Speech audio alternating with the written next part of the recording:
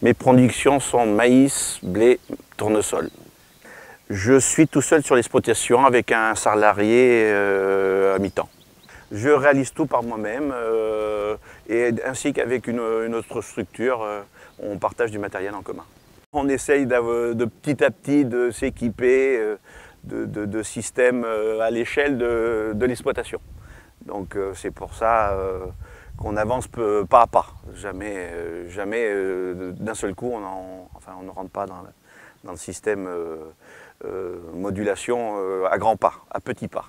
On en parle entre nous, mais bon, c'est surtout par des revues ou des reportages qui m'ont intéressé à ces technologies et puis, bon, puis me rendre compte aussi de l'intérêt que ça va avoir sur mon exploitation. Disons, le système qui nous intéresse, c'est juste des coupures de tronçons automatiques. C'est moi qui en ai fait un petit peu la demande, parce que je trouvais que ce pilotage de dernier apport d'azote se faisait par une forme d'échantillon. Et dans la démarche qu'on en discute, je voulais aller plus loin et je leur ai demandé voir s'ils pouvaient me proposer ce service-là.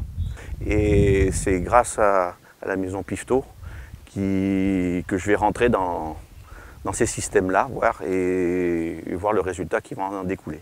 On ne peut pas être tout seul dans ce genre de mesures pour se lancer tête baissée, quoi, parce que bon, ça demande quand même des techniques dont je n'ai pas la compétence, moi. L'exploitation est quand même sur une zone vulnérable, et donc ça implique un cahier d'épandage.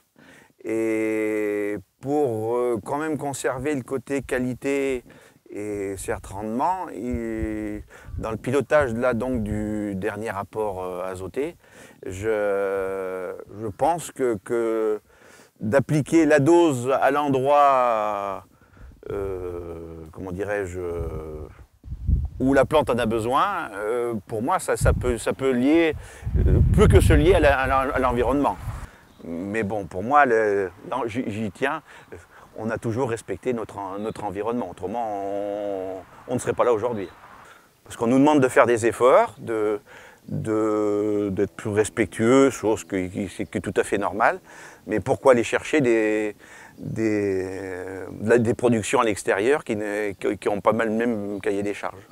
On voit aujourd'hui qu'avec le développement de l'agriculture mondiale, rien n'empêche d'aller chercher toute production à l'extérieur, du moment qu'elle est moins chère.